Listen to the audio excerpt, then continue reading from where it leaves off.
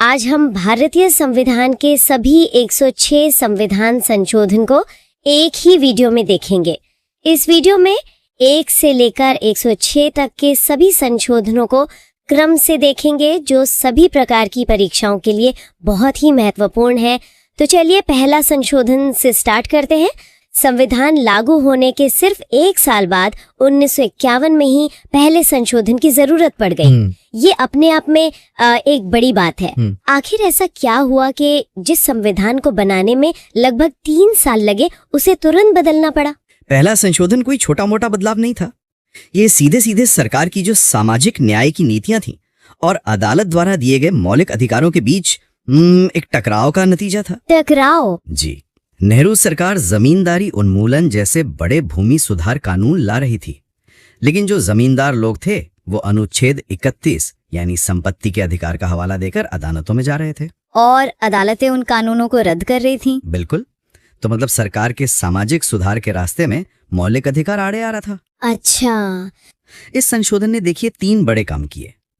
पहला, इसने अनुच्छेद 19(2) में बदलाव करके लोक व्यवस्था और दूसरे देशों से मैत्रीपूर्ण संबंधों के आधार पर भाषण और अभिव्यक्ति की आजादी पर कुछ सीमाएं लगा दी। ठीक है। दूसरा, इसने सामाजिक और शैक्षिक रूप से पिछड़े वर्गों के लिए विशेष प्रावधान बनाने का अधिकार सरकार को दिया।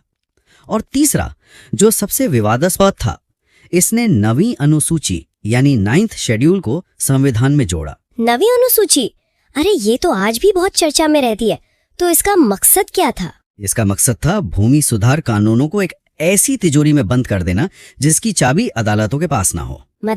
मतलब जो भी कानून 9वीं अनुसूची में डाल दिया जाएगा, उसे अदालत में इस आधार पर चुनौती नहीं दी जा सकती कि वो मौलिक अधिकारों का उल्लंघन करता है। अच्छा, तो ये एक तरह से संसदीय संप्रभुता को न्यायिक समीक्षा पर तरजीह देने की कोशिश थी। सही पकड़ा। और यहीं से संसद और न्यायपालिका के बीच एक लंबी खींचतान की शुरुआत हुई। वाह, तो पहले संशोधन ने ही भविष्य की राजनीति की दिशा तय कर दी। इसके ठीक बाद 1952 का जिक्र आता है। ये दूसरा संशोधन था और ये हमारी चुनावी व्यवस्था की एक व्यवहारिक समस्या को सुलझाने के लिए था। कैसी समस्या? संविधान में कहा गया था कि लोकसभा का एक सदस्य 7,50,000 से ज्यादा लोगों का प्रतिनिधित्व नहीं करेगा, लेकिन 1951 की जनगणना के बाद पता चला कि कई निर्वाचन क्षेत्रों की आबादी इससे कहीं ज्यादा थी। तो क्या इसका मतलब ये था कि हमें और ज्यादा सांसद चुनने पड़ते? लोकसभा का आकार बहुत बड़ा हो जाता। हाँ, अगर उस नियम पर टिके रहते तो यही होता। इसलिए दूसरे संशोधन ने उस ऊपरी सीमा को हटा दिया और कहा कि सीटों का आवंटन आबादी के अनुपात में होगा, भले ही एक सांसद को 7.5 लाख से ज्यादा लोगों का प्रतिनिधित्व करना पड़े। ये एक तरह का तकनीकी सुधार था ताकि हमारी संसद का आकार मैनेजेबल रहे। समझ गई, ये एक प्रैक्टिकल कदम था। और जो तीसरा संशोधन था 1954 का, वो तो सीधे तौर पर आम आदमी से जोड़ा था। कैसे? उसने संसद को खाद्य पदार्थ, पशु चारा और कच्चे कपास जैसी मतलब जो जरूरी चीजें हैं, उनके उत्पादन और वितरण पर नियंत्रण करने की शक्ति दी। अच्छा, ताकि देश में इनकी आपूर्ति सुनिश्चित हो सके। बिल्कुल सही। अब आगे बढ़ते हैं 1955 की तरफ, जहाँ चौथे संशोधन का जिक्र है और इसका संबंध फिर से अनुच्छेद 31 से है। क्या पहले संशोधन से मामला सुलझा नहीं था? नहीं, बिल्कुल नहीं। जमींदारी का मामला तो आप देखिए 9वीं अनुसूची से निपट गया, लेकिन एक नया सवाल खड़ा हो गया। वो क्या? सवाल था कि अगर सरकार किसी की संपत्ति का अधिग्रहण करती है तो मुआवजा कितना होगा। अदालतें कहती थीं कि मुआवजा पर्याप्त होना चाहिए और वो तय करेंगी कि पर्याप्त क्या है, और सरकार का कहना था कि मुआवजे की राशि तय करना तो संसद का काम है। फिर से वही टकराव। तो चौथे संशोधन ने इस पर क्या फैसला सुनाया? चौथे संशोधन ने साफ कर दिया कि सरकार द्वारा दिए जाने वाले मुआवजे की राशि पर अदालतें सवाल नहीं उठा सकती। यह सरकार के हाथ मजबूत करने वाला एक और बड़ा कदम था। 5वां संशोधन भी 1955 का ही था। ये राज्यों के पुनर्गठन से जुड़ा था। हाँ, इसने राष्ट्रपति को ये शक्ति दी कि वे राज्यों की सीमाओं को बदलने वाले किसी भी बिल पर राज्यों को अपनी राय देने के लिए एक समय सीमा तय कर सकते हैं, ताकि प्रक्रिया में तेजी आए। बिल्कुल। और फिर आया छठा संशोधन 1956 में, जिसने अंतरराज्यीय व्यापार पर कर लगाने जैसे विषयों को केंद्रीय सूची में जोड़ा। हाँ, इससे राज्यों की शक्तियों पर कुछ पाबंदियां लगी। अब आते हैं एक बहुत बड़े संशोधन पर, 7वां संशोधन 1956। इसे अक्सर भारत के राजनीतिक भूगोल को बदलने वाला संशोधन कहा जाता है। बिल्कुल सही। 7वां संशोधन असल में 1953 में बने राज्य पुनर्गठन आयोग मतलब स्टेट्स रीऑर्गेनाइजेशन कमीशन की सिफारिशों को लागू करने के लिए लाया गया था। अच्छा। आजादी के समय भारत में ब्रिटिश प्रांत, रियासतें और कमिश्नरेट थीं, जिन्हें पार्ट ए, बी, सी और डी राज्यों में बांटा गया था। यह व्यवस्था बहुत जटिल और अस्थायी थी। और भाषा के आधार पर राज्यों की मांग भी तो बहुत जोर पकड़ रही थी। हाँ, वही मुख्य कारण था। पोट्टी श्रीरामुलु के बलिदान के बाद आंध्र प्रदेश का गठन हो चुका था और पूरे देश में भाषाई राज्यों की मांग उठ रही थी। तो फिर इस संशोधन ने क्या किया? तो 7वें संशोधन ने पार्ट ए, बी, सी वाली व्यवस्था को पूरी तरह खत्म कर दिया और उसकी जगह भाषाई आधार पर 14 राज्य और 6 केंद्र शासित प्रदेश बनाए। अच्छा, तो आज हम भारत का जो नक्शा देखते हैं उसकी नींव इसी संशोधन ने रखी थी। जी, यह सिर्फ एक कानूनी बदलाव नहीं था, यह भारत की एकता और विविधता को एक नया आकार देने की कोशिश थी। यानी इसने भारत का अंदरूनी नक्शा ही बदल दिया। जी। लेकिन इसी दौर में कुछ और भी चुनौतियां रही होंगी। 1960 में एक ही साल में 8वां और 9वां 2 संशोधन हुए। 8वां किस बारे में था? 8वां संशोधन संविधान में लगी एक समय सीमा से जुड़ा था। संविधान ने अनुसूचित जातियों, जनजातियों और एंग्लो इंडियन समुदाय के लिए लोकसभा और विधानसभाओं में सीटों के आरक्षण का प्रावधान सिर्फ 10 साल यानी 1960 तक के लिए किया था। अच्छा। सरकार को लगा कि इन समुदायों को अभी भी इस सहरे की जरूरत है। तो ये संशोधन उस 10 साल की सीमा को बढ़ाने के लिए था। जी। 8वें संशोधन ने इस आरक्षण व्यवस्था को और 10 साल यानी 1970 तक के लिए बढ़ा दिया।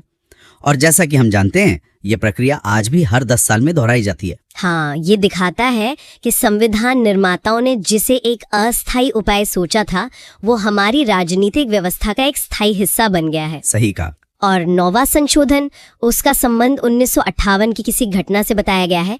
ये क्या मामला था? ये एक बहुत ही दिलचस्प कहानी है जो भारत पाकिस्तान के संबंधों से जुड़ी है।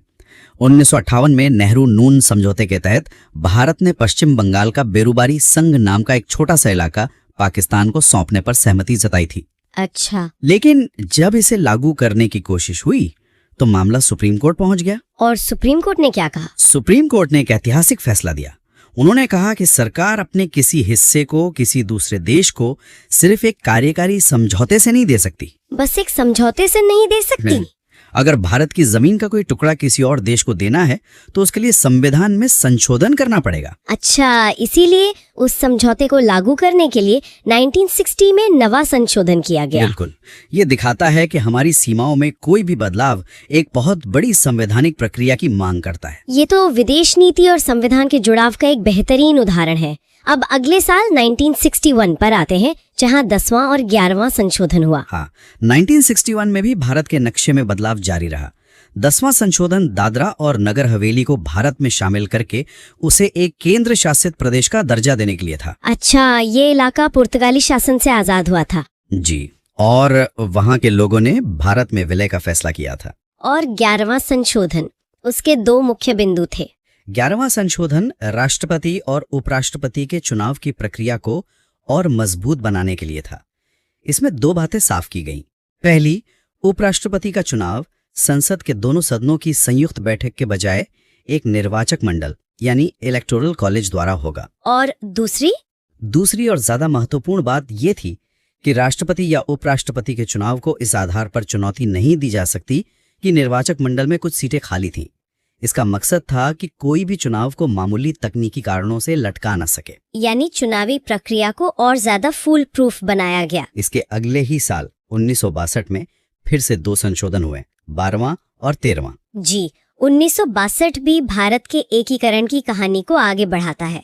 12वां संशोधन गोवा, दमन और दीव को भारत में शामिल करने के लिए था। इन्हें पुर्तगाली शासन से मुक्त कराया गया था। हाँ, भारतीय सेना ने ऑपरेशन विजय के जरिए इन इलाकों को मुक्त कराया था और इस संशोधन ने उन्हें संवैधानिक रूप से भारत का अंग बना लिया। और 13वां ये भी किसी नए क्षेत्र से जुड़ा था? ये थोड़ा अलग था। ये किसी बाहरी क्षेत्र को मिलाने के लिए नहीं, बल्कि भारत के भीतर ही एक नए राज्य की स्थापना और उसके लिए विशेष प्रावधान करने के लिए था। अच्छा। नागा नेताओं और केंद्र सरकार के बीच एक समझौते के बाद नागालैंड को भारत का 16वां राज्य बनाया गया और उसे अपने रीति रिवाजों और जमीन से जुड़े मामलों में विशेष स्वायत्ता देने के लिए अनुच्छेद 371A जोड़ा गया। ये तो भारत के संघीय ढांचे के लचीलेपन का एक बड़ा उदाहरण है। बिल्कुल। 14वां संशोधन भी 1962 में हुआ और इसने पौंडीचेरी, जिसे अब पुडुचेरी कहते हैं, कराईकल, माहे और यनम को, जो फ्रांसीसी उपनिवेश थे, भारत में एक केंद्र शासित प्रदेश के रूप में शामिल किया। अच्छा, इसने सिर्फ शामिल ही किया या कुछ और भी था? नहीं, इसके साथ ही इसने हिमाचल प्रदेश, मणिपुर, त्रिपुरा, गोवा, दमन और दीव और पौंडीचेरी जैसे केंद्र शासित प्रदेशों में विधानसभा और मंत्री परिषद बनाने का भी प्रावधान किया। ये इन क्षेत्रों को लोकतांत्रिक प्रक्रिया में शामिल करने की दिशा में एक बड़ा कदम था। 15वां संशोधन 1963। 15वां संशोधन मुख्य रूप से न्यायपालिका से जुड़े कुछ बदलावों को लेकर था। इसका सबसे महत्वपूर्ण पहलू था उच्च न्यायालय यानी हाईकोर्ट के न्यायाधीशों की सेवानिवृत्ति की आयु को 60 साल से बढ़ाकर 62 साल करना। इस बदलाव की जरूरत क्यों पड़ी? इसके पीछे सोच ये थी कि देश को अनुभवी न्यायाधीशों की सेवाओं का ज्यादा समय तक लाभ मिल सके। देखिए, सुप्रीम कोर्ट के जजों की रिटायरमेंट उम्र 65 साल थी, तो हाईकोर्ट के जजों की उम्र को भी उसके करीब लाने की एक कोशिश थी। लेकिन इसमें एक और बहुत जरूरी बदलाव था। हाँ, वो था उच्च न्यायालय के अधिकार क्षेत्र को लेकर। मतलब ये कि उच्च न्यायालय को अब अपने अधिकार क्षेत्र के बाहर भी रिट जारी करने की शक्ति दी गई। अच्छा। अगर उस मामले का जो कारण है वो उसके क्षेत्र में उत्पन्न हुआ हो। इससे न्याय पाना बहुत आसान हो गया। ये तो नागरिकों के लिए बहुत बड़ी सुविधा हुई होगी। निश्चित रूप से। और इसके अलावा इस संशोधन ने एक हाईकोर्ट के जज का दूसरे हाईकोर्ट में तबादला होने पर कुछ भत्तों का भी प्रावधान किया और राष्ट्रपति को किसी जज की उम्र से जुड़े विवाद पर फैसला करने का अधिकार भी दिया। तो ये न्यायपालिका की कार्य प्रणाली को बेहतर बनाने के लिए किया गया एक अहम सुधार था। जी बिल्कुल। तो चलिए अब अगला संशोधन देखते हैं, 16वां संशोधन 1963। जी, 1963। इसे समझने के लिए हमें उस दौर के भारत को देखना होगा। अच्छा। 1962 की लड़ाई के बाद देश की संप्रभुता और अखंडता को लेकर एक नई तरह की संवेदनशीलता थी। हाँ, माहौल अलग था। और साथ ही देश के कुछ हिस्सों में, खासकर तमिलनाडु में, अलगाववादी आंदोलन की बातें भी उठ रही थीं। आप द्रविड़ मुन्नेत्र कड़गम यानी डीएमके की बात कर रहे हैं। वो उस समय एक अलग द्रविड़ नाडु की मांग कर रहा था। बिल्कुल। तो ये संशोधन आप कह सकती हैं उसी माहौल की उपज था। इसके जरिए सरकार ने बोलने की आजादी और सभा करने की आजादी पर 2 नई पाबंदियां लगा दी। और वो थी भारत की संप्रभुता और अखंडता के हित में। सही। इसका सीधा मतलब था कि अगर कोई भाषण या आंदोलन देश को तोड़ने की बात करेगा तो उसे कानूनी तौर पर रोका जा सकता है। ये एक बड़ा कदम था जिसने राष्ट्रीय एकता को मौलिक अधिकारों के ऊपर एक नई जगह दी। तो ये सिर्फ एक कानूनी बदलाव नहीं था, बल्कि एक मजबूत राजनीतिक संदेश भी था। बिल्कुल। ठीक। एक साल बाद 1964 में 70वां संशोधन आता है। इसमें जमीन से जुड़े कानूनों की बात है। हाँ, और ये भी एक बहुत बड़ी कहानी का हिस्सा है। असल में आजादी के बाद से ही भूमि सुधार एक बड़ा मुद्दा रहा। हाँ बिल्कुल। सरकारें जमींदारी खत्म कर जमीन को किसानों में बांटना चाहती थी, लेकिन जमींदार वो बार बार इन कानूनों को संपत्ति के मौलिक अधिकार का हनन बताकर अदालत में चुनौती दे देते थे। और यहीं पर 9वीं अनुसूची काम आती थी, है ना, एक तरह की कानूनी तिजोरी। हाँ, जिसमें डाले गए कानूनों पर अदालत सवाल नहीं कर सकती। सही पकड़ा। तो 17वें संशोधन ने यही किया। इसने अलग अलग राज्यों के 44 और भूमि सुधार कानूनों को उठाकर 9वीं अनुसूची में डाल दिया। मतलब ये सरकार का तरीका था ये सुनिश्चित करने का कि सामाजिक न्याय के रास्ते में कानूनी अड़चने न आए। जी बिल्कुल। ये तो एक लगातार चलने वाली खींचतान लगती है। अच्छा, अब इसके बाद हम 1966 में आते हैं और ये साल तो काफी व्यस्त लगता है। एक ही साल में 3 संशोधन, 18वां, 19वां और 20वां। जी, 1966 में काफी कुछ हुआ। 18वां संशोधन पंजाब के पुनर्गठन से जुड़ा था, जब पंजाब से हरियाणा बना और कुछ हिस्से हिमाचल प्रदेश को दिए गए। हाँ, इस संशोधन ने ये साफ किया कि राज्य शब्द में केंद्र शासित प्रदेश भी शामिल है और संसद नए राज्य बनाने के लिए किसी मौजूदा राज्य या केंद्र शासित प्रदेश के हिस्सों को मिला सकते हैं। एक तरह से व्यवस्था को और लचीला बनाने की कोशिश थी। और 19वां और 20वां, क्या ये भी इसी तरह के प्रशासनिक बदलाव थे? 19वां और 20वां ये दोनों न्यायपालिका से जुड़े थे। 19वें ने चुनाव याचिकाओं को सुनने का अधिकार चुनाव आयोग से लेकर सीधे हाई कोर्ट को दे दिया। अच्छा। और 20वां संशोधन थोड़ा और पेचीदा था। ये कुछ जिला जजों की नियुक्तियों को वैधता देने के लिए लाया गया था, जिन्हें सुप्रीम कोर्ट ने अवैध ठहरा दिया था। तो 1966 के ये संशोधन सिस्टम में आई कुछ गड़बड़ियों को ठीक करने या प्रक्रियाओं को सुधारने पर केंद्रित थे? बिल्कुल। समझ गया। अब आते हैं 1967 पर और 21वां संशोधन। ये भाषा से जुड़ा है, जो भारत में हमेशा से एक भावनात्मक मुद्दा रहा है। हाँ। यहाँ 15वीं भाषा को शामिल करने की बात है। हाँ, और ये एक बहुत ही मार्मिक कहानी है। ये 15वीं भाषा थी सिंधी। आपको याद होगा, बंटवारे के बाद सिंधी भाषी आबादी पाकिस्तान के सिंध प्रांत से भारत आ गई थी। लेकिन भारत में उनका अपना कोई एक राज्य नहीं था, वो पूरे देश में फैले हुए थे। बिल्कुल। तो उनकी भाषा को संवैधानिक मान्यता देना उनके अस्तित्व और उनकी संस्कृति को स्वीकार करने जैसा था। ये सिंधी समुदाय की दशकों लंबी मांग का नतीजा था। सही।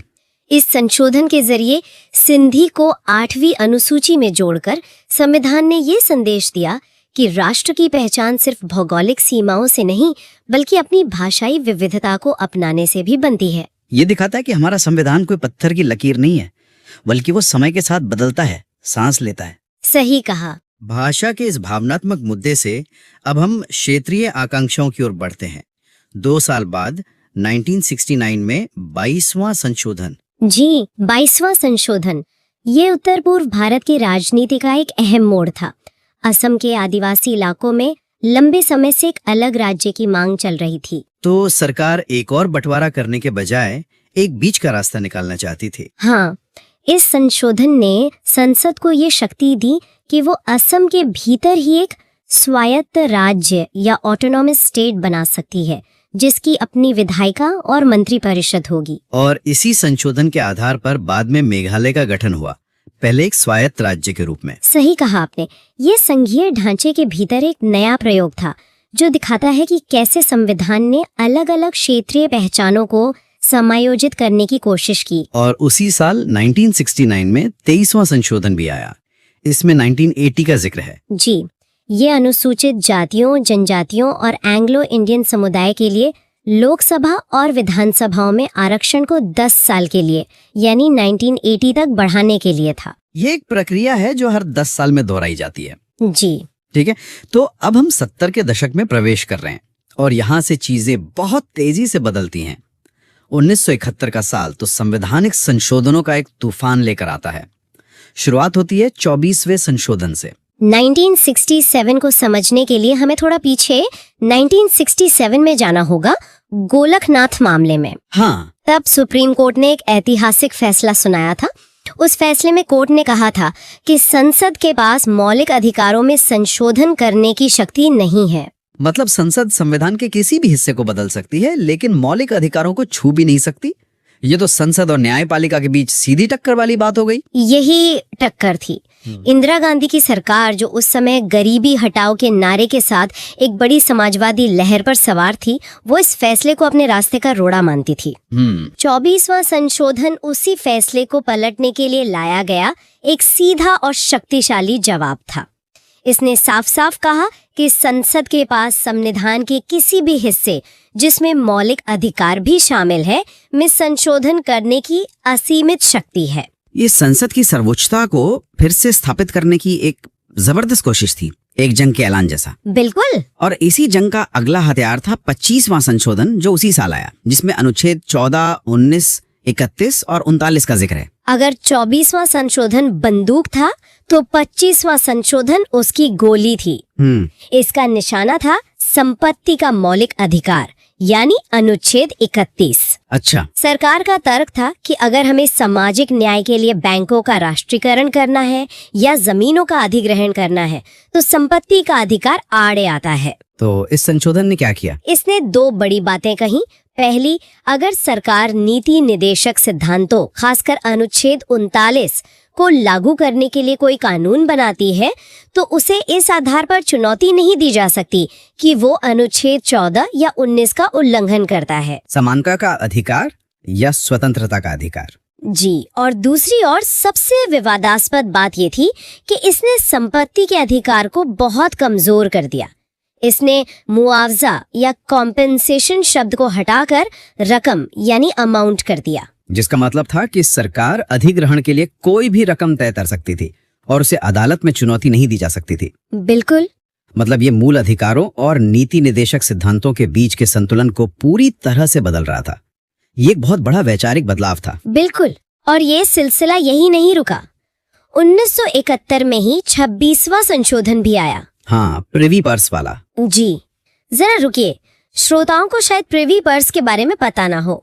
ये क्या था और इसे खत्म करना इतना बड़ा राजनीतिक मुद्दा क्यों बना? जरूर। जब भारत आजाद हुआ तो 500 से ज्यादा रियासतें थी। इन रियासतों के राजाओं ने भारत में विलय के लिए जो संधि की, उसके तहत भारत सरकार ने उन्हें और उनके वंशजों को जीवन भर एक निश्चित टैक्स फ्री रकम देने का वादा किया था। इसी को प्रिवी पर्स कहते थे। हाँ, और 1971 तक आते आते इंदिरा गांधी की सरकार इसे राजा महाराजाओं को मिलने वाला एक अनुचित विशेषाधिकार मानती थी, जो एक समाजवादी देश के सिद्धांतों के खिलाफ था। तो 26वें संशोधन ने इसी प्रिवी पर्स और उससे जुड़े सभी विशेषाधिकारों को एक झटके में खत्म कर दिया। जी, ये एक और बड़ा पॉपुलिस्ट कदम था। 1971 में वाकई बहुत कुछ हुआ। 27वां संशोधन भी तो इसी साल का है। जी, ये उत्तर पूर्व में हो रहे बदलावों से जुड़ा था। मिजोरम और अरुणाचल प्रदेश जैसे नए केंद्र शासित प्रदेशों के प्रशासन के लिए विशेष प्रावधान इसी संशोधन के जरिए किए गए। तो देखिए, 1971 में एक तरफ संसद अपनी शक्ति बढ़ा रही थी, सामाजिक आर्थिक नीतियां लागू कर रही थी, और दूसरी तरफ देश के संघीय नक्शे को भी नया आकार दे रही थी। बिल्कुल। अगले ही साल 1972 में 28वां संशोधन आया।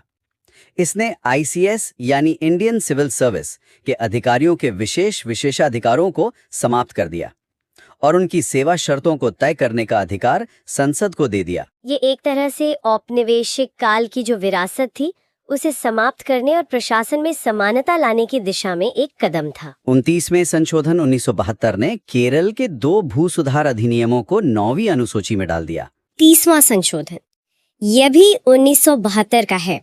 यहाँ 20,000 की एक संख्या का उल्लेख है। ये सुनने में आज बहुत छोटी रकम लगती है। हाँ, लेकिन उस समय ये महत्वपूर्ण थी। पहले नियम ये था कि आप दीवानी मामलों में सुप्रीम कोर्ट तभी अपील कर सकते थे जब मामले का मूल्य कम से कम 20,000 रुपए हो। ये तो एक तरह से न्याय तक पहुँच को सीमित करता था। बिल्कुल। इस संशोधन ने ये मौद्रिक सीमा हटा दी।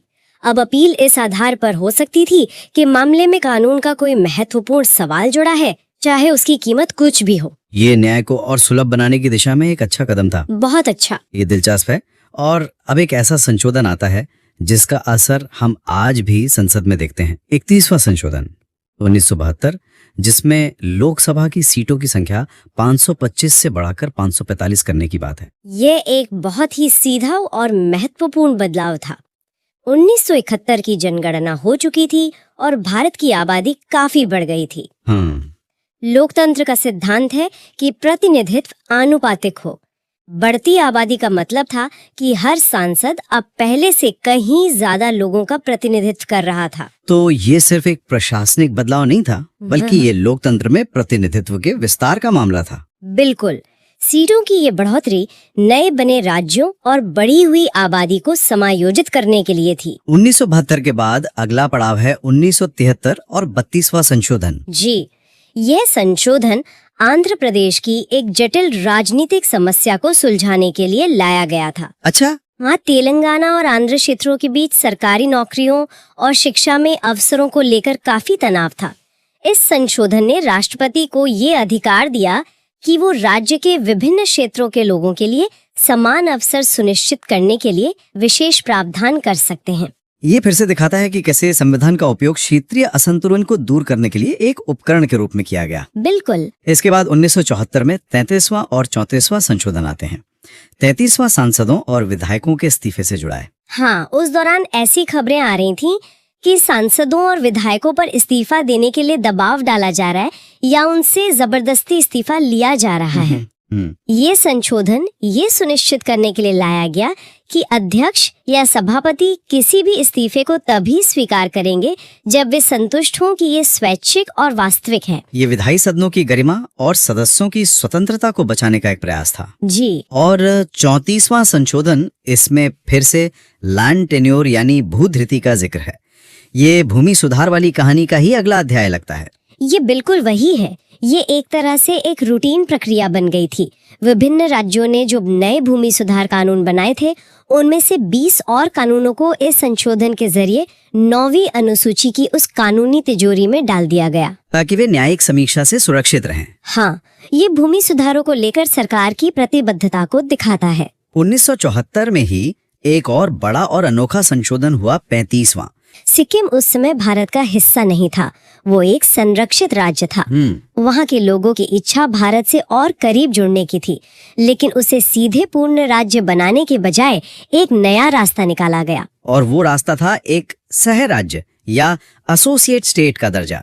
ये तो मैंने पहले कभी नहीं सुना। इसका मतलब क्या था? यह भारतीय संविधान में एक बिल्कुल नया प्रयोग था।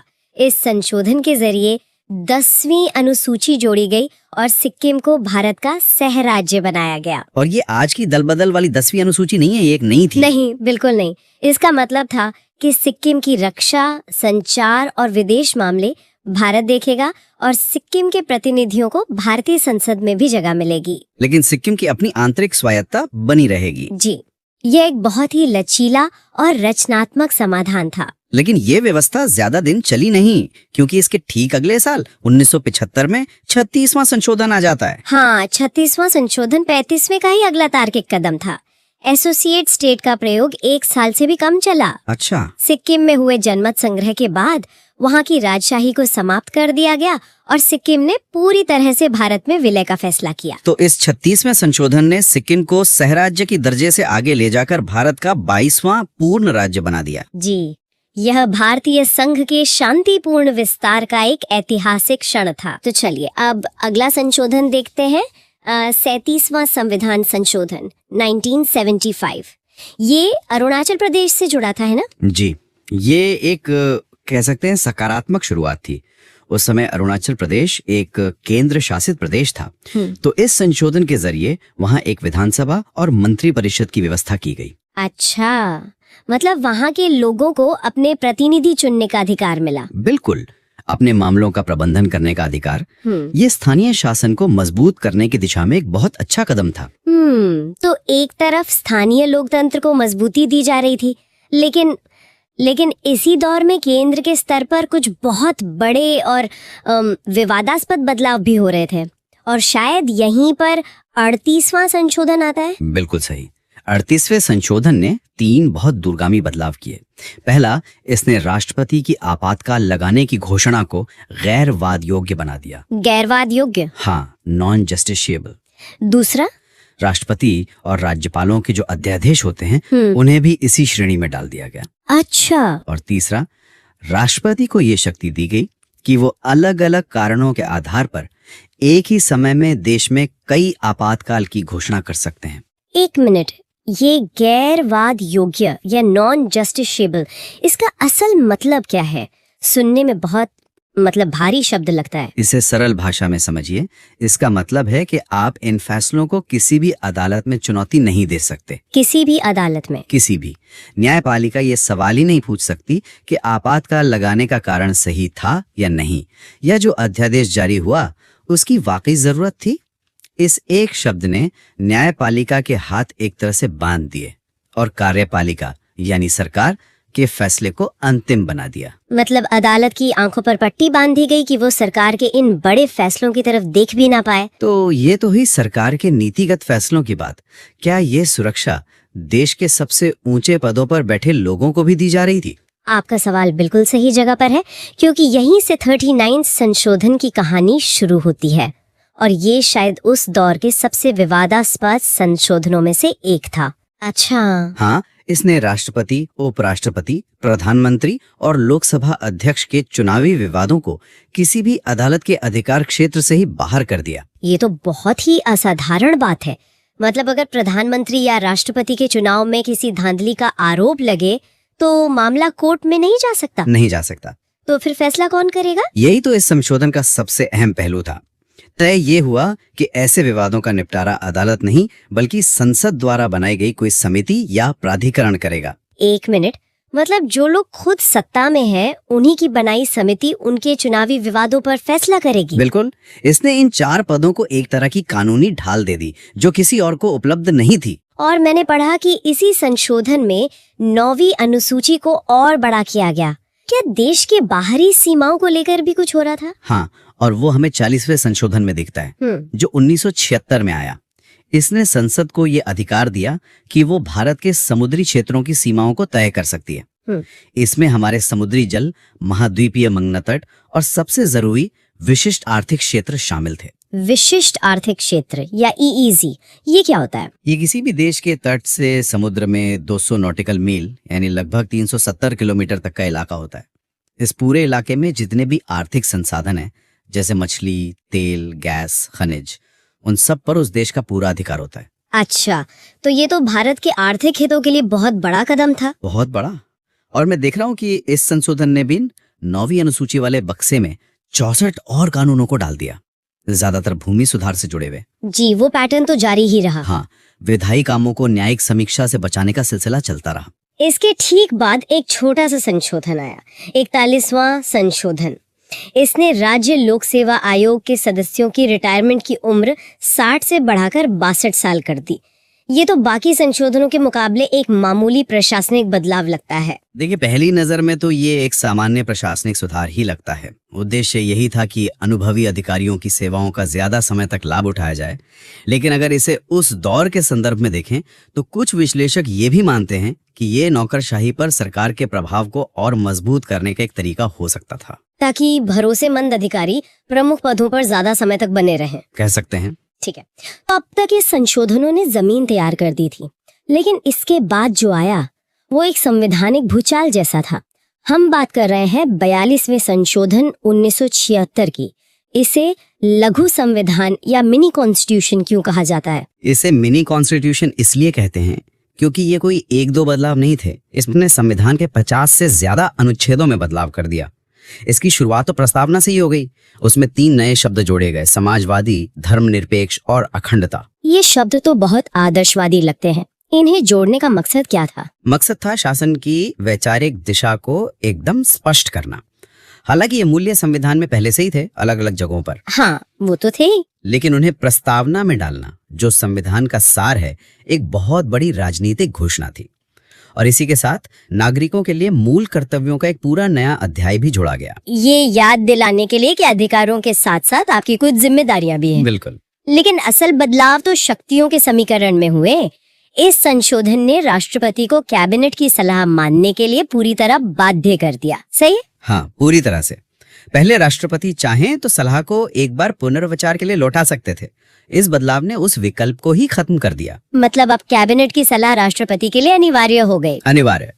इसने संसदीय प्रणाली में प्रधानमंत्री और कैबिनेट को असीम रूप से शक्तिशाली बना दिया। और यहीं पर वो सबसे बड़ा हमला हुआ जिसका डर था, न्यायपालिका पर। बिल्कुल। इस संशोधन ने साफ साफ कह दिया कि किसी भी संवैधानिक संशोधन को अदालत में चुनौती नहीं दी जा सकती। किसी भी। और तो और सुप्रीम कोर्ट और हाई कोर्ट की जो न्यायिक समीक्षा की शक्ति थी, उसे भी काफी हद तक कम कर दिया गया। अगर हम 38th, 39th और इस 42nd संशोधन को एक साथ देखें तो एक पैटर्न साफ नजर आता है। हाँ, एक पैटर्न तो है। ये न्यायपालिका के पर कतरने और संसद की सर्वोच्चता के नाम पर कार्यपालिका को लगभग असीमित अधिकार देने की एक सोची समझी कोशिश थी। और ये सिर्फ न्यायपालिका तक सीमित नहीं रहा, इसने तो पूरी लोकतांत्रिक प्रक्रिया को ही प्रभावित किया।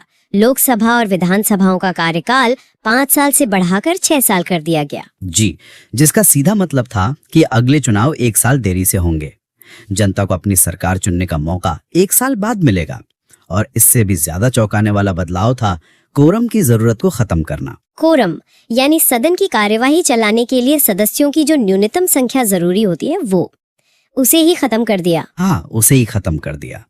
कोरम ये सुनिश्चित करता है कि जब कोई महत्वपूर्ण कानून बन रहा हो तो सदन में पर्याप्त सदस्य मौजूद हों, उस पर ठीक से बहस हो। तो इसे हटाने का मतलब था कि अब मुट्ठी भर सदस्य भी कोई भी कानून पास कर सकते थे। बिल्कुल, बिना किसी खास बहस के।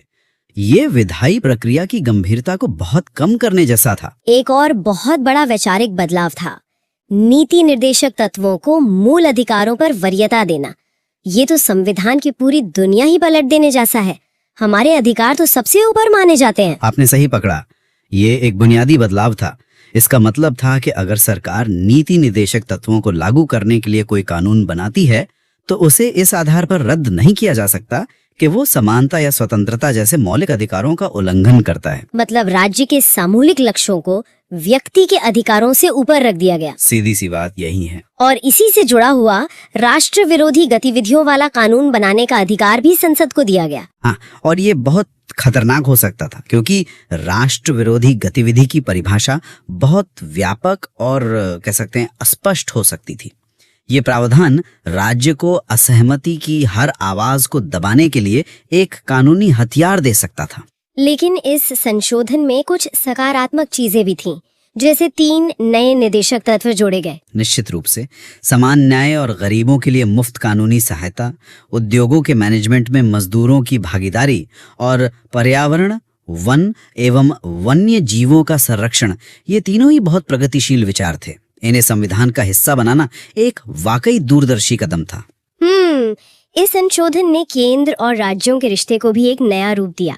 5 महत्वपूर्ण विषय राज्य सूची से निकालकर समवर्ती सूची में डाल दिए गए। हाँ, और ये विषय थे शिक्षा, वन, वन्य जीवों का संरक्षण, नापतौल और न्याय प्रशासन।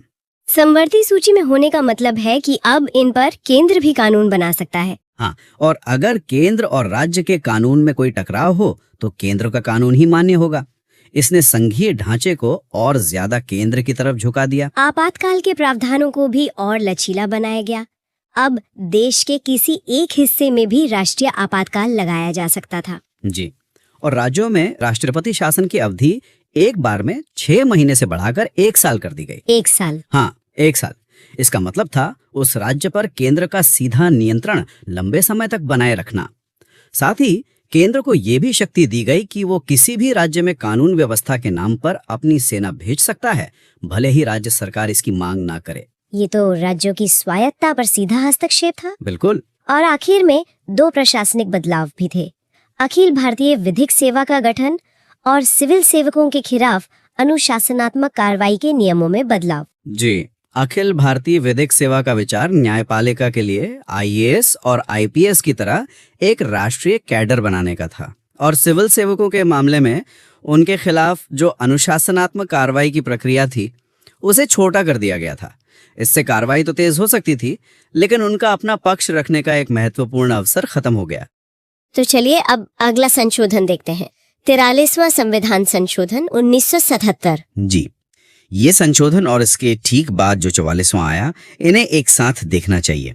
ये वो दौर था जब इमरजेंसी के बाद जनता सरकार आई थी और उनका सबसे बड़ा काम था 42वें संशोधन के असर को पलटना। तो 43वें से इसकी शुरुआत हुई। हाँ, एक तरह से ये पहला कदम था। इसमें 2 मुख्य बातें थी। पहली, 42वें संशोधन ने सुप्रीम कोर्ट और हाई कोर्ट की न्यायिक समीक्षा की शक्ति को आप कह सकते हैं काफी कम कर दिया था। मतलब किसी कानून को जांचने की शक्ति। बिल्कुल। इस संशोधन ने वो शक्ति वापस अदालतों को लौटा दी। और दूसरी बात, सरकार को राष्ट्र विरोधी गतिविधियों के नाम पर कानून बनाने का जो एक असीमित अधिकार सा मिल गया था, उसे खत्म कर दिया गया। ठीक है, तो ये सिस्टम को रीसेट करने का पहला कदम था।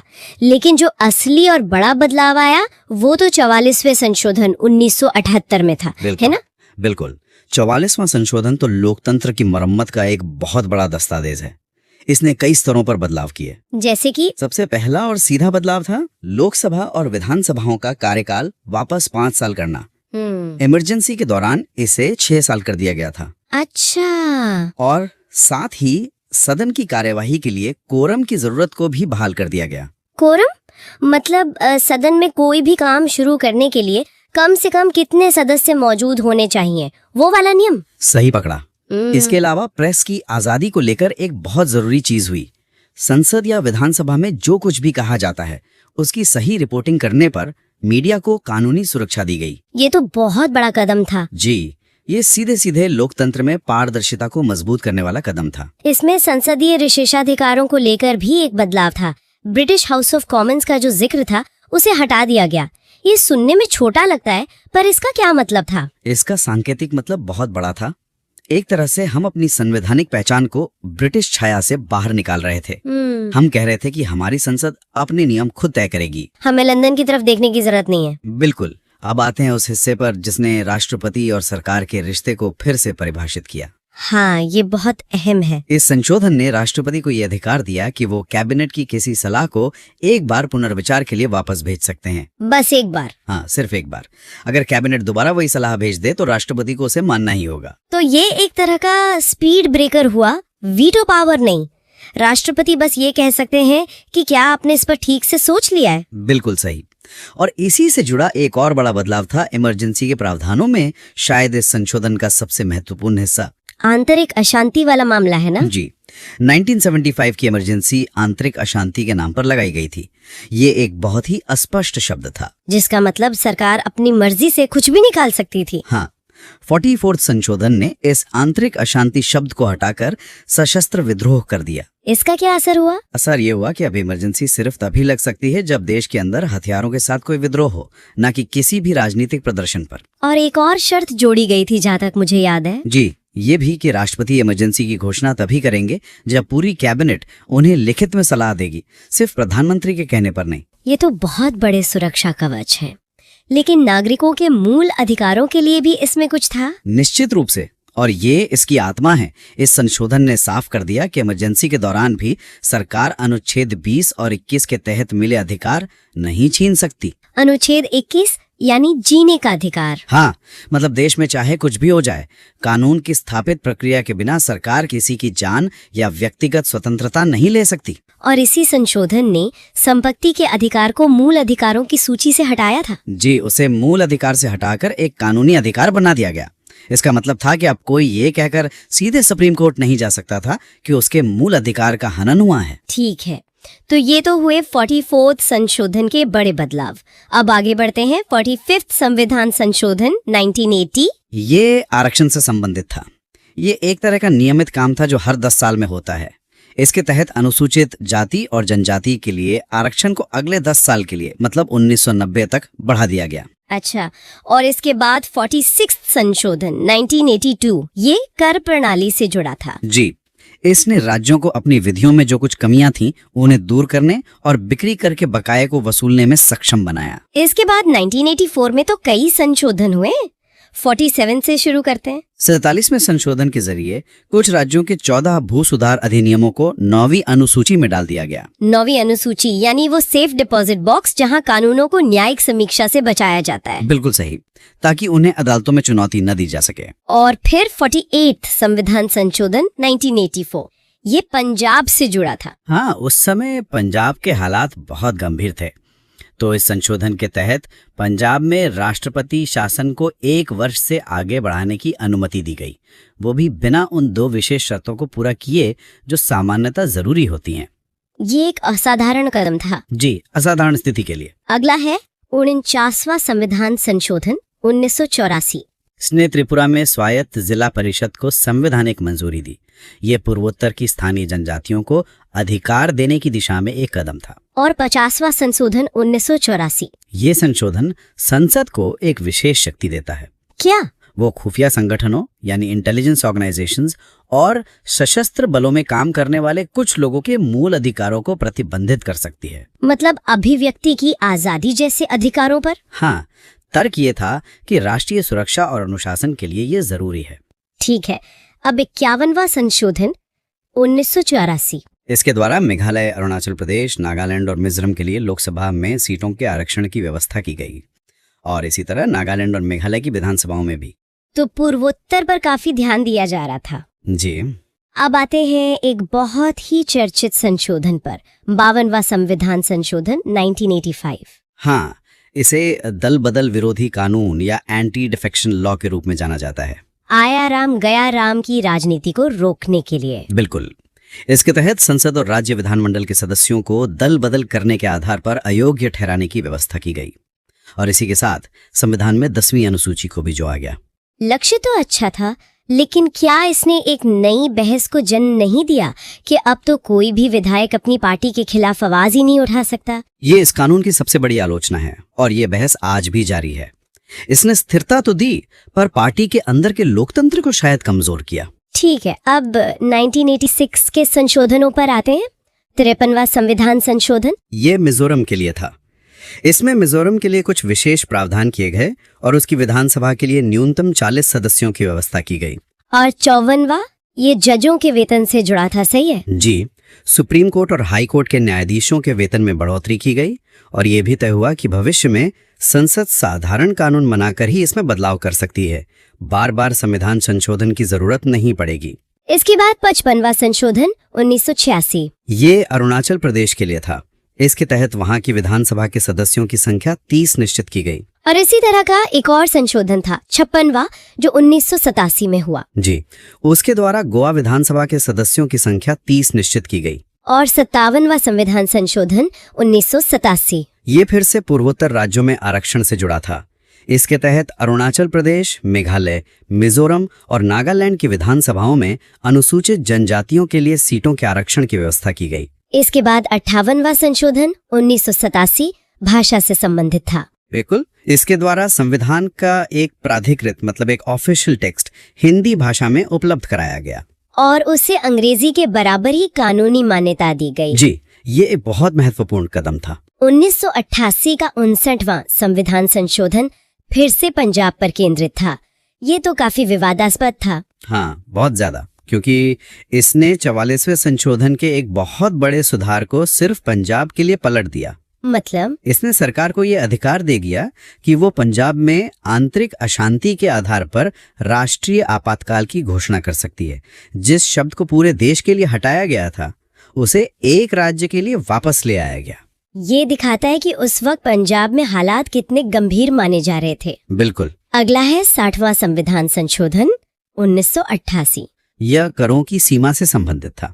इसके तहत व्यवसाय, व्यापार और रोजगार पर लगने वाले कर की सीमा को 250 रुपए प्रति वर्ष से बढ़ाकर 2500 रुपए प्रति वर्ष कर दिया गया। और अब 61वां संविधान संशोधन 1989। ये एक ऐतिहासिक संशोधन था। इसने लोकतंत्र में युवाओं की भागीदारी को एकदम से बढ़ा दिया।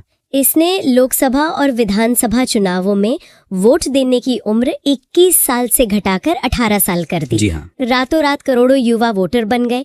इसके पीछे क्या सोच थी? एक तरफ तो ये तर्क था कि अगर 18 साल का युवा देश के लिए अनुबंध कर सकता है, उस पर कानूनी मुकदमे चल सकते हैं, तो उसे अपना प्रतिनिधि चुनने का अधिकार क्यों नहीं होना चाहिए। और राजनीतिक तौर पर? राजनीतिक तौर पर ये एक बहुत बड़ा दांव था। हर पार्टी को उम्मीद थी कि देश का युवा उनकी तरफ आएगा। इसने चुनाव प्रचार के तरीके बदल दिए, मुद्दे बदल दिए। मतलब अब पार्टियों को युवाओं की नौकरियों और उनकी आकांक्षाओं के बारे में बात करनी पड़ी। बिल्कुल। इसने भारतीय लोकतंत्र को और ज्यादा ऊर्जावान और समावेशी बना दिया। ये सिर्फ एक नंबर का बदलाव नहीं था, ये लोकतंत्र में एक पूरी पीढ़ी की भागीदारी का दरवाजा खोलने जैसा था। तो चलिए अब अगला संशोधन देखते हैं। जी। 62वां संविधान संशोधन 1989। जी। इसके जरिए लोकसभा और राज्य विधानसभाओं में जो अनुसूचित जातियों और जनजातियों के लिए आरक्षण था और आंग्ल भारतीयों का प्रतिनिधित्व भी, हाँ, उसे अगले 10 सालों के लिए मतलब साल 2000 तक बढ़ा दिया गया। बिल्कुल। ये एक तरह से कह सकते हैं एक नियमित प्रक्रिया का हिस्सा है। जी। लेकिन ये महत्वपूर्ण इसलिए है क्योंकि ये उस नीति को जारी रखता है जो इन समुदायों के लिए राजनीतिक प्रतिनिधित्व सुनिश्चित करती है। सही बात है। हर 10 साल में संसद इसकी समीक्षा करती है और उसे आगे बढ़ाती है। अच्छा, इसके ठीक बाद हमें पंजाब पर केंद्रित संशोधनों की एक पूरी श्रृंखला दिखती है 1989 से 91 के बीच। हाँ, एक बहुत ही अशांत दौर था वो। इसकी शुरुआत होती है 63वें संशोधन से। बिल्कुल। 63वां संशोधन जो 1989 में आया, उसने 59वें संशोधन के कुछ विशेष प्रावधानों को रद्द कर दिया। अच्छा, तो मतलब स्थिति को सामान्यकरण करने की कोशिश की गई। हाँ, एक तरह से वही कोशिश थी। मतलब ये था कि पंजाब में आपातकाल लागू करने की जो व्यवस्था थी वो वैसी ही हो गई जैसी देश के बाकी हिस्सों में थी। लेकिन ये सामान्य स्थिति मुझे लगता नहीं कि ज्यादा दिन रही, क्योंकि 1990 में ही 64वां संशोधन आ गया। नहीं रही, बिल्कुल नहीं रही। 64वें संशोधन ने पंजाब में राष्ट्रपति शासन की अवधि को बढ़ाकर 3.5 साल कर दिया। 3.5 साल। और ये सिलसिला आप देखिए यही नहीं रुका। अच्छा। उसी साल 1990 में ही 67वां संशोधन आया ओके। और उसके जरिए से 4 साल तक के लिए बढ़ा दिया गया। और फिर 1991 में 68वें संशोधन ने इस अवधि को खींचकर 5 साल कर दिया। 5 साल? हाँ, ये संशोधन उस दौर की अस्थिरता को दिखाते हैं कि वहाँ सामान्य लोकतांत्रिक प्रक्रिया बहाल रखना कितना मुश्किल हो रहा था। समझ गया। तो एक तरफ पंजाब की ये स्थिति थी और दूसरी तरफ सामाजिक न्याय से जुड़ी संस्थाओं में भी एक बड़ा बदलाव आया। मेरा इशारा है 1990 के 65वें संविधान संशोधन की तरफ। हाँ, ये एक बहुत ही महत्वपूर्ण संस्थागत बदलाव था। कैसे? देखिए, इससे पहले तक अनुसूचित जातियों और जनजातियों के हितों की देखरेख के लिए एक विशेष अधिकारी यानी स्पेशल ऑफिसर होता था। सिर्फ एक व्यक्ति, सिर्फ एक अधिकारी पूरी देश के लिए। जी। तो इस संशोधन ने उस एकल सदस्यीय व्यवस्था को बदल दिया और उसकी जगह एक बहुसदस्यीय राष्ट्रीय अनुसूचित जाति और जनजाति आयोग की स्थापना का प्रावधान किया। तो मतलब एक व्यक्ति की जगह पूरा एक आयोग था। बिल्कुल। इसका मकसद ही यही था कि इन समुदायों के अधिकारों की रक्षा के लिए एक ज्यादा मजबूत और कह सकते हैं व्यापक संस्था बनाई जाए। और प्रतिनिधित्व से जुड़ा एक और संशोधन मुझे याद आ रहा, 1992 में त्रिपुरा के लिए किया गया था, 72वां संशोधन। सही। इस संशोधन के माध्यम से त्रिपुरा की विधानसभा में अनुसूचित जनजातियों के लिए सीटों के आरक्षण की व्यवस्था की गई। ये वहाँ की विशेष जनसांख्यिकीय संरचना को देखते हुए किया गया होगा। एकदम सही। वहाँ की जो डेमोग्राफी है उसे ध्यान में रखते हुए ये फैसला लिया गया ताकि स्थानीय जनजातीय आबादी को पर्याप्त राजनीतिक प्रतिनिधित्व मिल सके। अब बात करते हैं एक ऐसे संशोधन की जिसने भारत की राजधानी की पूरी पहचान ही बदल दी। मैं बात कर रहा हूँ 1991 के 69वें संविधान संशोधन की। ये तो दिल्ली के इतिहास में एक मील का पत्थर है। इस संशोधन ने केंद्र शासित प्रदेश दिल्ली को एक विशेष दर्जा दिया और उसे राष्ट्रीय राजधानी क्षेत्र दिल्ली बनाया।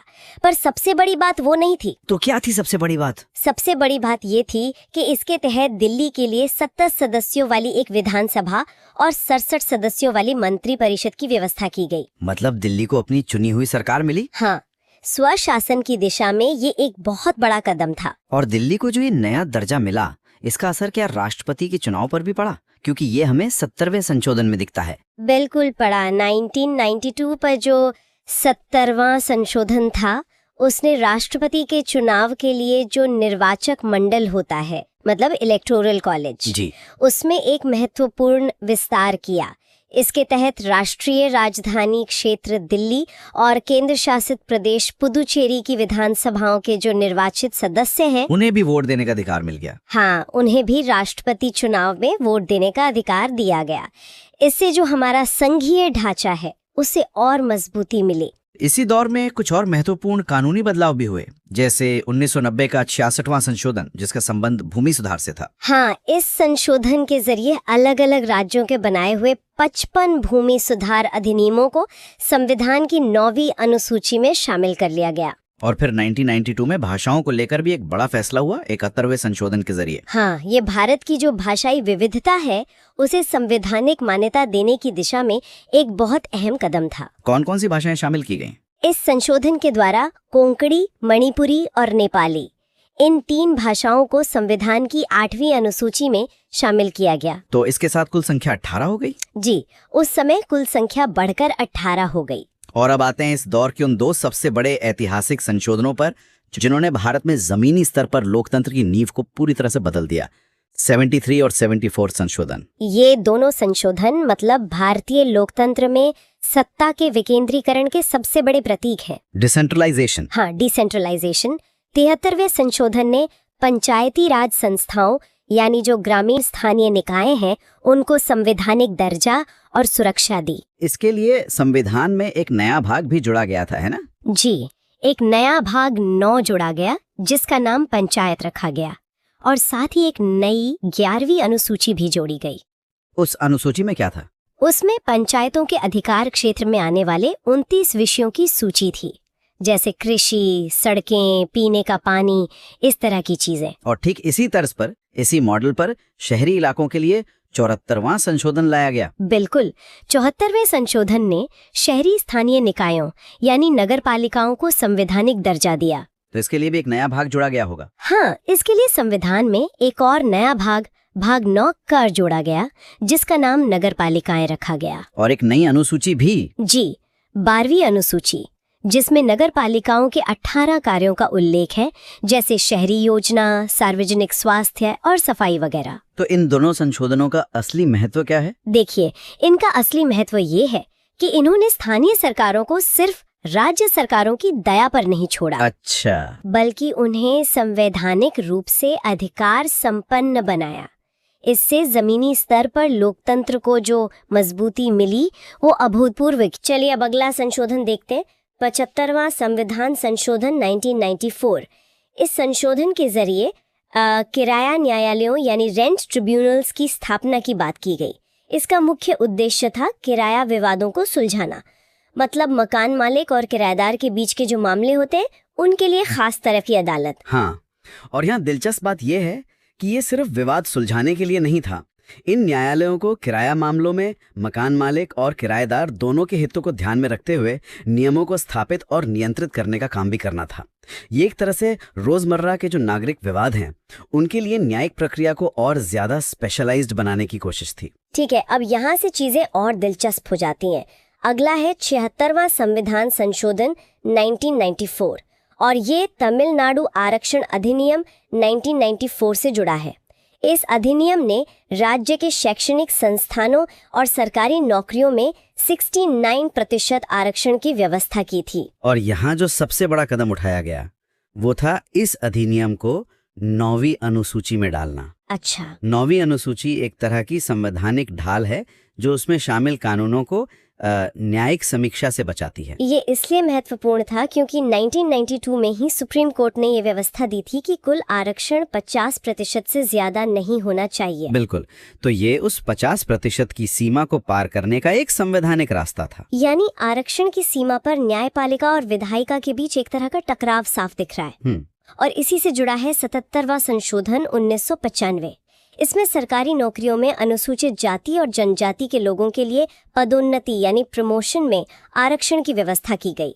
और इस संशोधन ने भी उच्चतम न्यायालय के एक पुराने निर्णय को रद्द कर दिया था। बिल्कुल, ये दिखाता है कि संसद सामाजिक न्याय की नीतियों को लागू करने के लिए अपनी शक्तियों का इस्तेमाल कर रही थी, भले ही उसके लिए न्यायिक फैसलों को पलटना पड़े। ये आप कह सकते हैं कार्यपालिका और न्यायपालिका के बीच संतुलन का एक क्लासिक उदाहरण है। और 9वीं अनुसूची की बात फिर से आती है 78वें संशोधन 1995 में। इसमें अलग अलग राज्यों के 27 और भूमि सुधार अधिनियमों को 9वीं अनुसूची में शामिल कर दिया गया। इसके बाद तो इस अनुसूची में शामिल अधिनियमों की संख्या 282 हो गई। हाँ, और इसमें एक दिलचस्प तथ्य ये भी है कि कुल अधिनियम 282 हो गए, लेकिन जो आखिरी एंट्री नंबर था वो 284 था। ये छोटी छोटी बातें दिखाती हैं कि संविधान का दस्तावेज कितना जटिल और डिटेल्ड हो सकता है। फिर आया 79वां संशोधन 1999। ये काफी सीधा था। लोकसभा और विधानसभाओं में अनुसूचित जाति और जनजाति के लिए आरक्षण और साथ ही आंग्ल भारतीय यानी एंग्लो इंडियन समुदाय के प्रतिनिधित्व को अगले 10 साल के लिए मतलब 2010 तक के लिए बढ़ा दिया गया। हाँ, ये एक तरह की नियमित प्रक्रिया है। संविधान के इन प्रावधानों को जीवित रखने के लिए समय समय पर संसद द्वारा इन्हें आगे बढ़ाना पड़ता है। सही है। अब आते हैं साल 2000 पर, जिसमें कई महत्वपूर्ण संशोधन हुए। पहला था 80वां संशोधन। इसमें केंद्र और राज्यों के बीच राजस्व मतलब रेवेन्यू के बंटवारे की एक नई योजना बनाई गई। जी, ये 10वें वित्त आयोग की सिफारिश पर आधारित था। सिफारिश ये थी कि केंद्रीय करों और शुल्कों से जो भी कुल आय होती है उसका 29% हिस्सा राज्यों के बीच बांटा जाना चाहिए। ये केंद्र राज्य वित्तीय संबंधों में एक बहुत बड़ा बदलाव था। अगला 81वां संशोधन 2000, ये भी आरक्षण से ही जुड़ा है, लेकिन इसका पहलू बहुत खास है। इसने बैकलॉग वैकेंसी की समस्या को सुलझाने की कोशिश की। मतलब अगर किसी साल आरक्षित श्रेणी की सीटें नहीं भर पाती हैं तो उनका क्या होगा? और इसका समाधान ये निकाला गया कि उन खाली सीटों को एक अलग श्रेणी माना जाएगा जिन्हें आने वाले सालों में भरा जा सकता है। और सबसे महत्वपूर्ण बात, क्या? इन बैकलॉग सीटों को उस साल के 50% आरक्षण सीमा में नहीं गिना जाएगा। अच्छा। दूसरे शब्दों में इस संशोधन ने बैकलॉग रिक्तियों के मामले में 50% की सीमा को खत्म कर दिया। ये तो बहुत बड़ा कदम था। इसी साल 82वां संशोधन भी आया। इसने केंद्र और राज्य की लोक सेवाओं में अनुसूचित जाति और जनजाति के लिए पदोन्नति के मामले में अंकों और योग्यता में छूट देने का प्रावधान किया। हाँ, ये 77वें संशोधन का ही एक तरह से विस्तार है। एक तरफ प्रमोशन में आरक्षण दिया गया और दूसरी तरफ ये सुनिश्चित किया गया कि उसे लागू करने के लिए जरूरी योग्यता मानदंडों में भी रियायत दी जा सके। साल 2000 का एक और संशोधन बड़ा अनोखा है, 83वां संशोधन।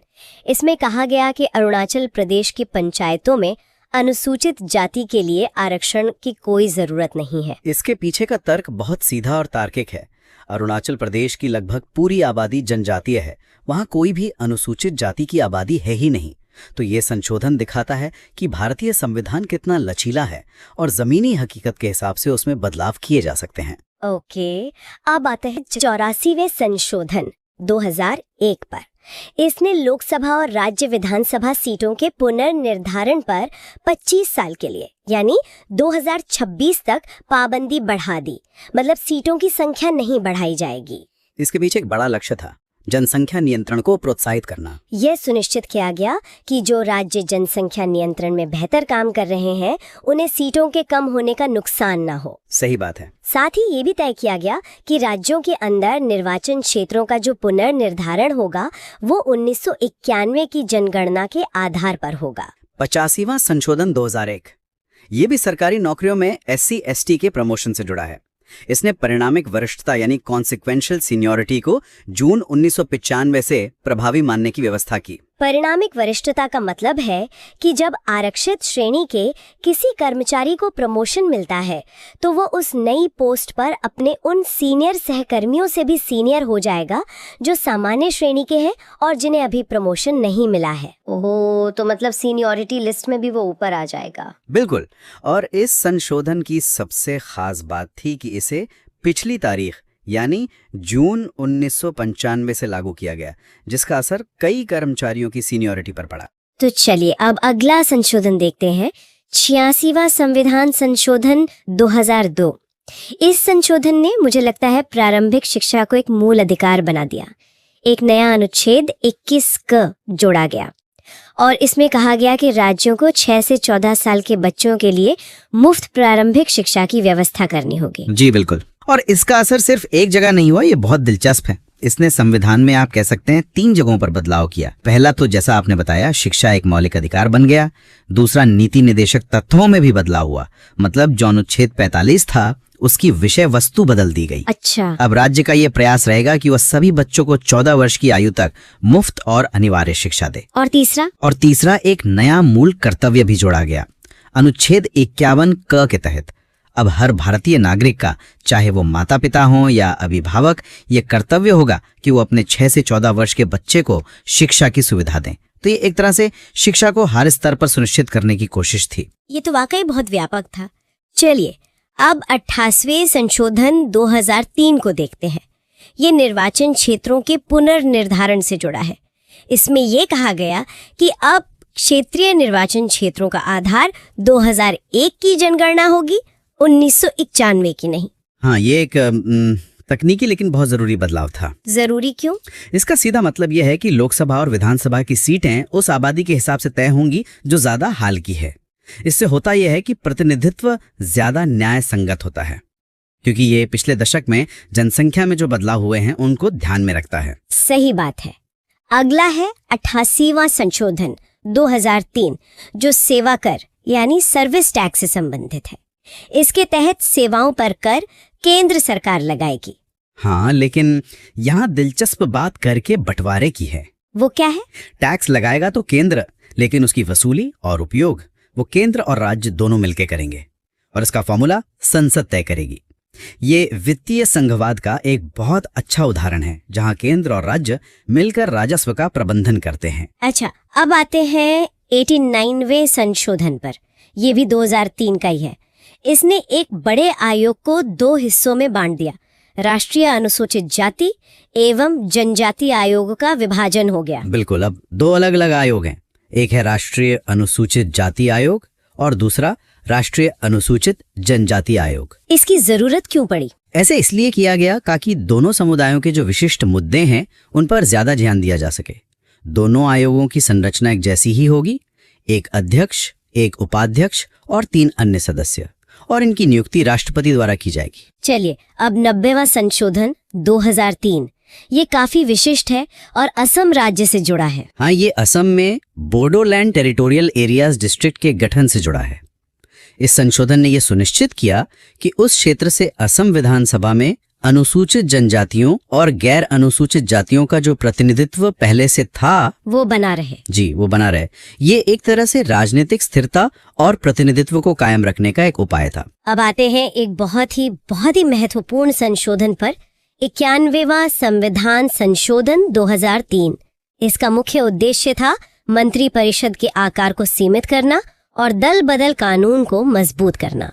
इसमें पहला बड़ा नियम तो ये था कि केंद्रीय मंत्री परिषद में प्रधानमंत्री समेत मंत्रियों की कुल संख्या लोकसभा की कुल सदस्य संख्या के 15% से ज्यादा नहीं होगी। बिल्कुल। और यही नियम राज्यों पर भी लागू हुआ। वहां मुख्यमंत्री समेत मंत्रियों की संख्या विधानसभा के 15% से अधिक नहीं हो सकती। हाँ, और राज्यों के लिए एक न्यूनतम संख्या भी तय की गई।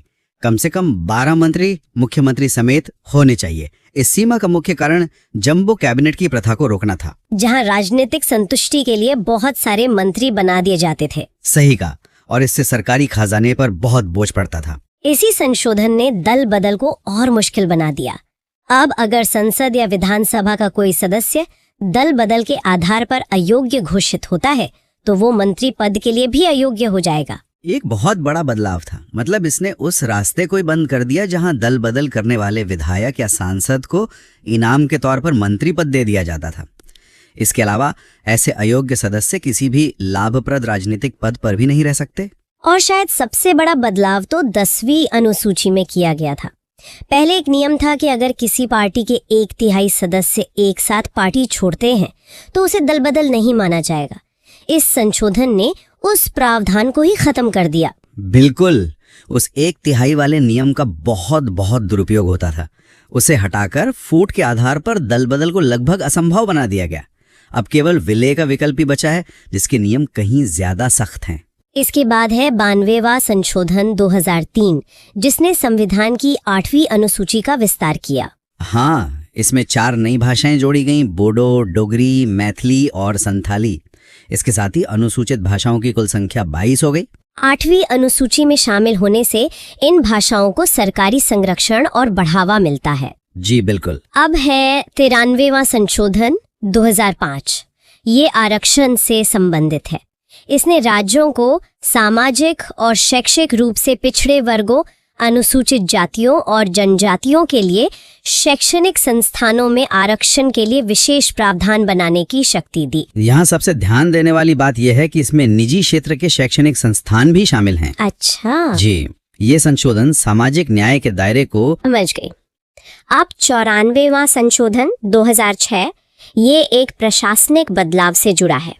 इसके द्वारा बिहार को एक जनजातीय मंत्री की नियुक्ति की बाध्यता से मुक्त कर दिया गया। ऐसा इसलिए हुआ क्योंकि 2000 में बिहार के विभाजन के बाद जो बड़ा जनजातीय क्षेत्र था वो झारखंड में चला गया था। तो अब ये जिम्मेदारी झारखंड और छत्तीसगढ़ के लिए लागू कर दी गई। हाँ, मध्य प्रदेश और उड़ीसा में ये प्रावधान तो पहले से ही था। 95वां संशोधन 2009, ये भी आरक्षण की निरंतरता से ही जुड़ा है। जी, इसके जरिए लोकसभा और राज्यों की विधानसभाओं में अनुसूचित जातियों, अनुसूचित जनजातियों और आंग्ल भारतीयों के लिए सीटों के आरक्षण को अगले 10 वर्षों के लिए यानी 2020 तक के लिए बढ़ा दिया गया। बिल्कुल। अब 96वां संशोधन 2011, ये एक बहुत ही छोटा लेकिन भाषाई पहचान के लिए महत्वपूर्ण बदलाव है। जी। इसने 8वीं अनुसूची में एक भाषा का नाम बदला। जी। अंग्रेजी में जो ओरिया था उसके स्थान पर ओडिया कर दिया गया।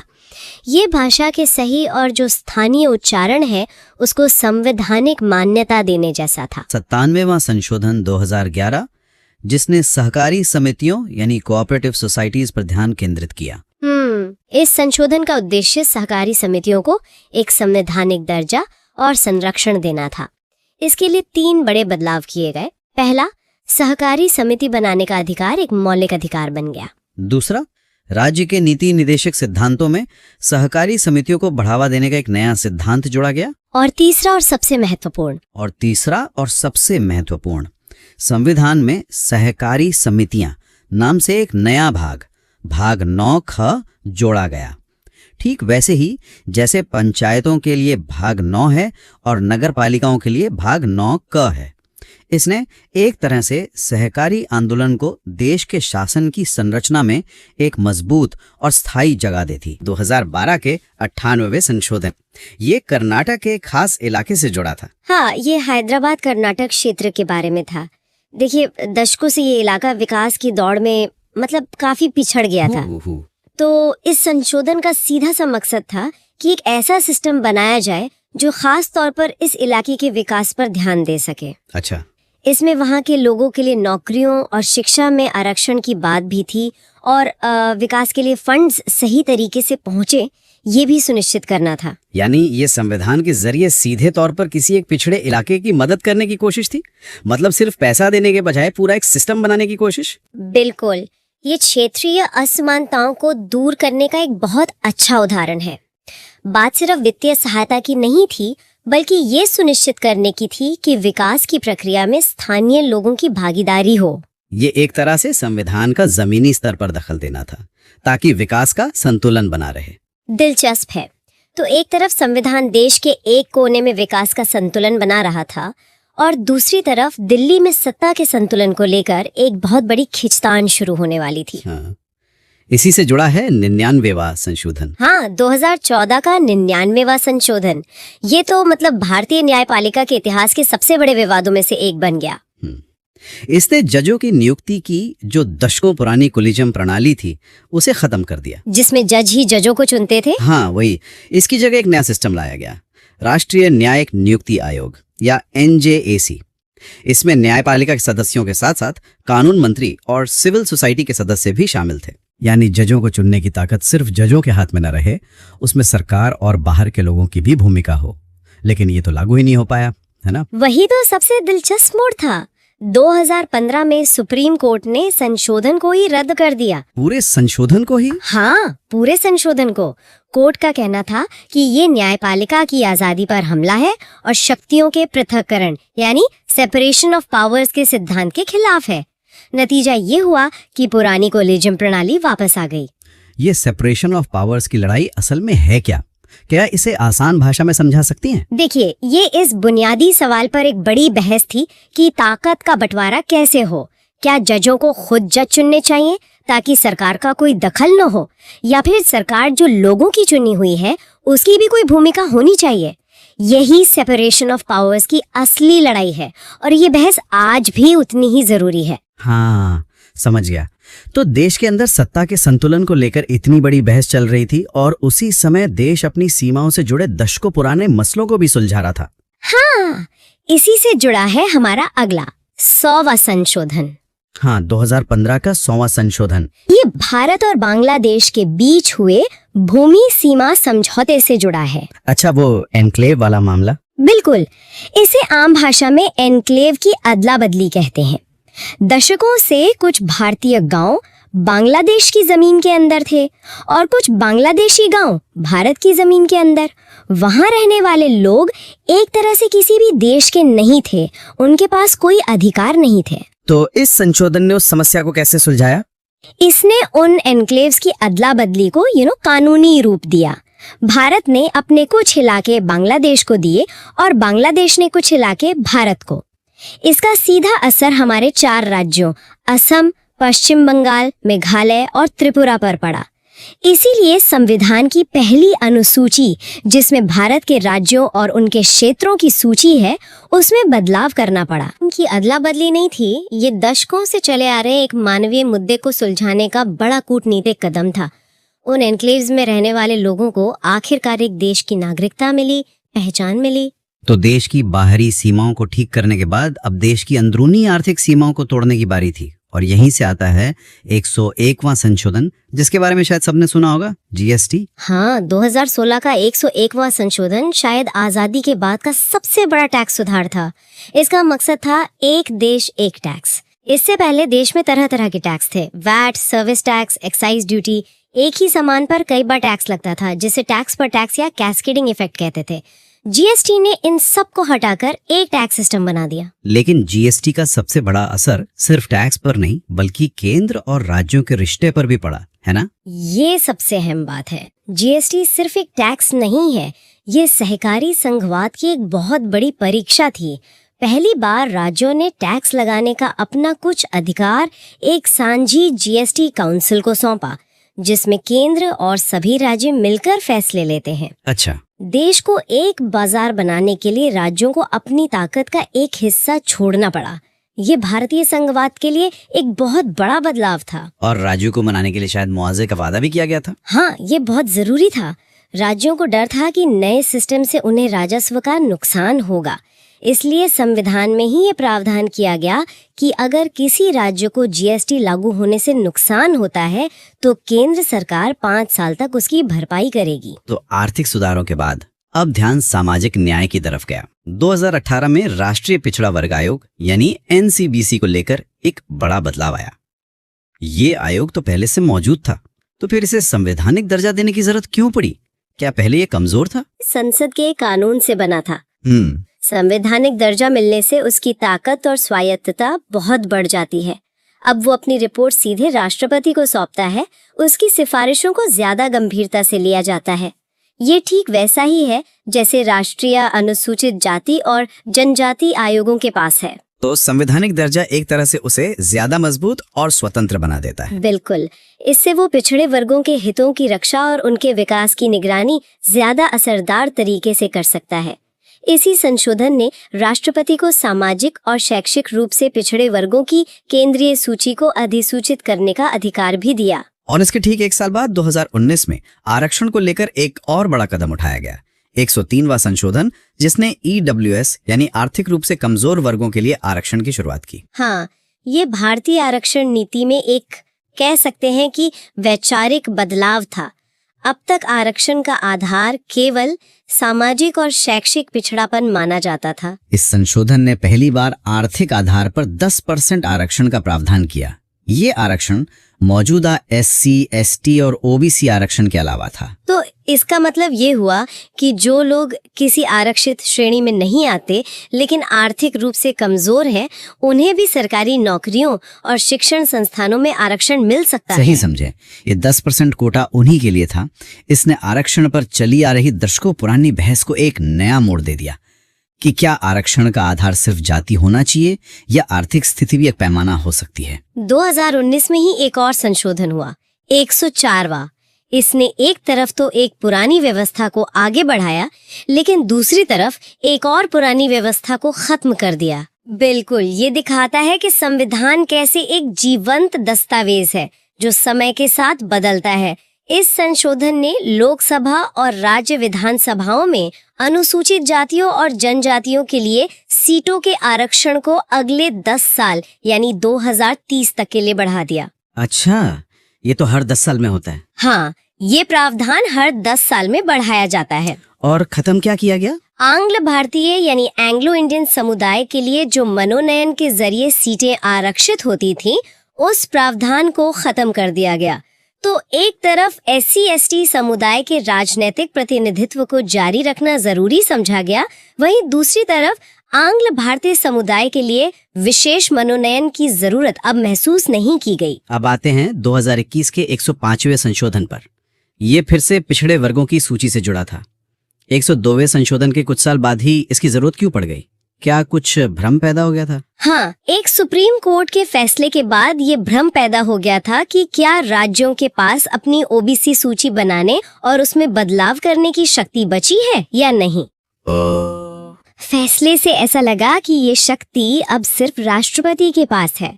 इससे कई राज्यों के लिए मुश्किल खड़ी हो गई थी। तो 105वें संशोधन ने इस भ्रम को दूर किया। इसने इसी भ्रम को दूर किया। इसने साफ किया कि राष्ट्रपति केवल केंद्र सरकार की नौकरियों और संस्थानों के लिए केंद्रीय ओबीसी सूची को अधिसूचित करेंगे।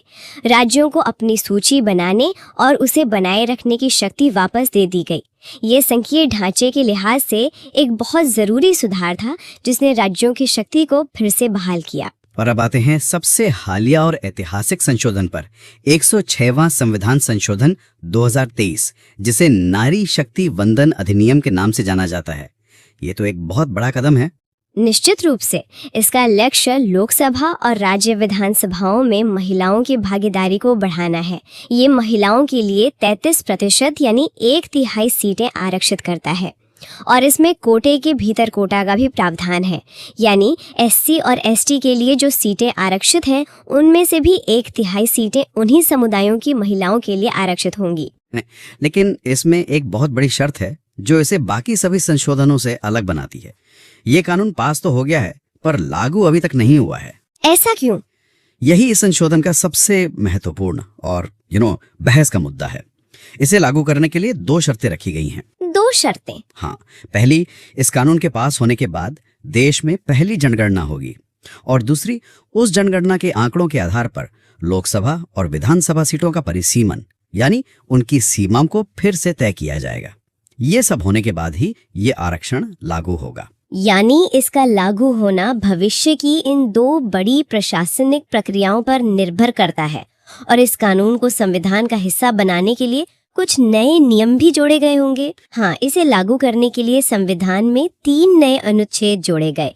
एक अनुच्छेद लोकसभा में महिलाओं के आरक्षण की बात करता है, दूसरा राज्यों की विधानसभाओं के लिए और तीसरा सबसे जरूरी अनुच्छेद ये बताता है कि ये कानून लागू कब और कैसे होगा, यानी जनगणना और परिसीमन वाली शर्त।